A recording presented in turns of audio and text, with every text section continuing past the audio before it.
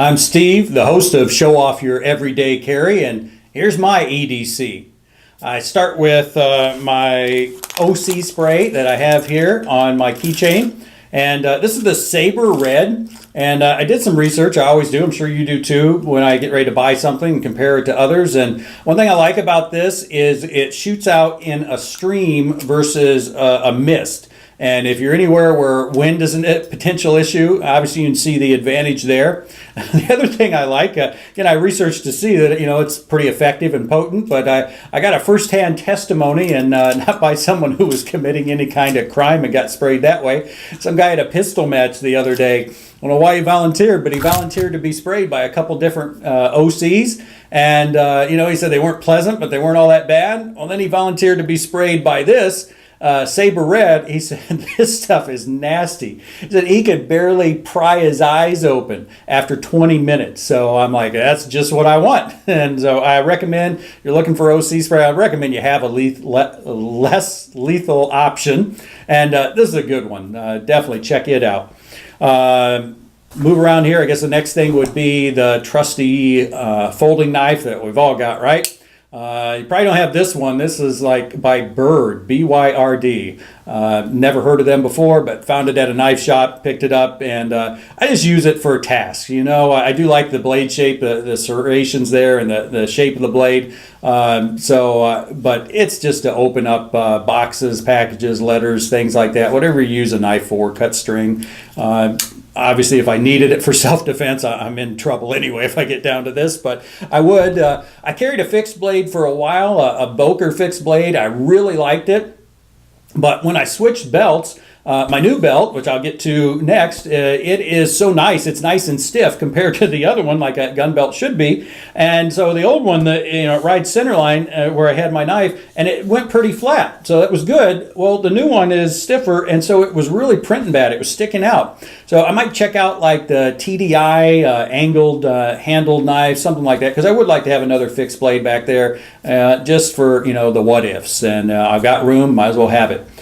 Speaking of the belt, it is the Core Essentials belt. I got the stainless steel buckle, not quite sure why, because I always wear my shirt over it, but it was like $10 more, and even that made it $60, I think. This is, one reason I got this is it has like the, infinite adjustments every like quarter inch. And on the fly, it's not like, Velcro you can adjust, but it takes a while. This one is simply just, you push a lever, and you can hear the little clicks there. And it's solid, it's secure, so you can take it in a notch, you can let it out a notch. Your things are going down a little bit, pull them up, pull it in a notch like that. And again, I love this belt, really nice. You can check that out. And I'll put links to all this stuff in the descriptions. On the belt then, around this way, I'll get to the mag carrier later, but this is the light. Got to have a light, right? So this is the Surefire Backup. You can probably tell this is a single cell flashlight. Uses one of the 1, 2, 3 little batteries there, and does fine. It's not the brightest thing in the world, but comes on bright and then has a dimmer setting, so I definitely like that if you need to flash it in someone's eyes. I'm looking at changing to a 2-cell model, and I've been doing some research and watching the videos, the reviews, and think I know what I'm going to switch to. And so for now I got this. Later on I'll have something else. And I carry it. This was one thing I really like. Ran across this little pouch by Stealth Gear. They call it their SG-180, and they've got 3 different mods. This one is, I think, 1 or 2. I don't know. It's got the closed pocket on it. There's one that's open, and then there's one, I can't remember if the pocket on front is open or closed, but there's a pocket on the back. And it just seemed perfect. You got this space between the belt loops here. Might as well carry something, right? And I'm thinking of getting one for the other side, which I should have just bought. They've got it special. You buy all 3, one of each kind, and save a little money, save on postage. So check that out if you want, and probably buy all 3. It'd be cheaper in the long run. You're probably going to want it like me. You got space, find something to put there. And I guess that's the next thing then is, I should mention the Pant, where you see these belt loops, because that's a big part of carry is, all right, what are the pockets, things like that. So this is the Tru-Spec 24/7 tactical pant. I like a lot of things about it. The thing I don't like about it is the width of these front loops. You saw me, I having a little trouble with that keychain, and I can obviously get a bigger carabiner there, and so that would fix that.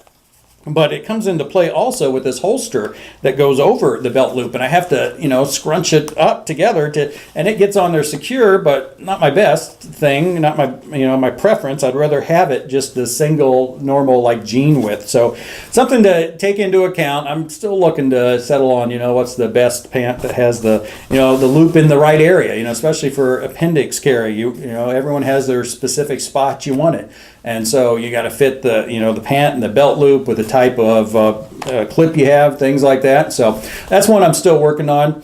That brings me, I guess, to the main thing there that we all talk about, and that's the pistol. So you can see it is empty. This is the CZ 75D Compact, better known as the PCR. This is the aluminum frame version. Really like this gun and want to like it even more. I was carrying a SIG 229 Legion, and that right there is nice. And then it actually had belonged to Robert Burke, the SIG armorer, who does incredible work on SIGs. And I had some trigger work done. So, you know, the trigger on that thing was like butter, especially the double action, just amazing. But I wasn't real happy with the grip on it. You know, it's just sort of blocky for me, and you couldn't get the grips any smaller. Put one of these in my hand, and oh my, you know, it just melts into your hand there. That's what CZs are known for. And so I love the feel of this. And then I put on, these are the LOK Grips, LOK, and I think it's Jason there. He's incredible to deal with as well. These are the palm swell. So you see, I thought I'd want the thin, but these fit my hand better. And these are the Mayhem pattern. I told him I want one step below a cheese grater. You know, my hand will get used to it. I want a firm grip, and this gives it to you. But he's got other different patterns that aren't as aggressive if you want that. So I love the feel of this gun. I've had this one worked on by Custom Gun Works. They're super to deal with. So really just some great guys in the gun industry. And so this one has a wonderful single action trigger. As good as the SIG. The double action's not quite as smooth. It was just like different. I don't know. So, you know, I'm getting used to it, and definitely also it needs some break-in periods. So, you know, I'm sitting here, and you're supposed to have a little rubber thing on there to protect the firing pin on this particular gun. So I do a lot of that.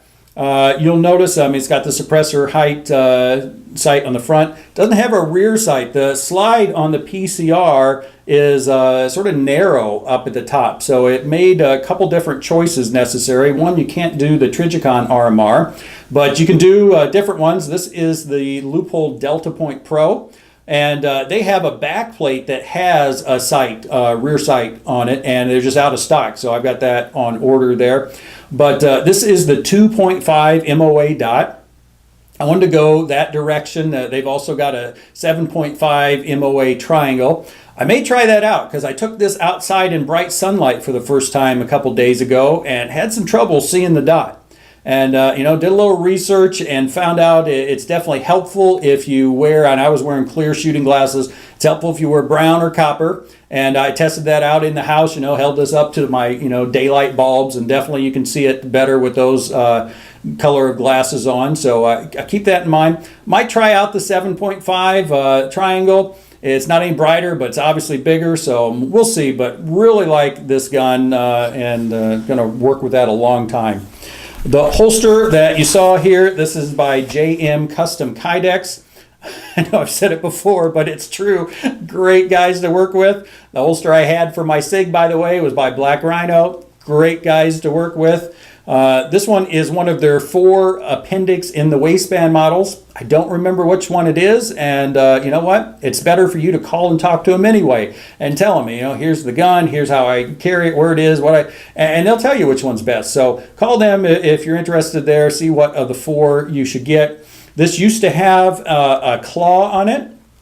And in general, that seems a good idea, but it was actually causing this. If you look at the Leupold sight, you'll see that, like, you know, it comes up straight and then round. The claw pulls in the butt, which is good, but it was pushing that, you know, corner, I guess you'd say, out too much. And so I took the claw off, and now I've got a better balance. This doesn't print as bad. This prints a little more, but it's back under my arm, so I don't worry about that. I've got the wedge on it. I like that. I wish it was even a little bit more, pushed it in a little bit more against my stomach here. Of course, I wish my stomach was a little smaller, then it'd be easier to push it in. I'm working on that.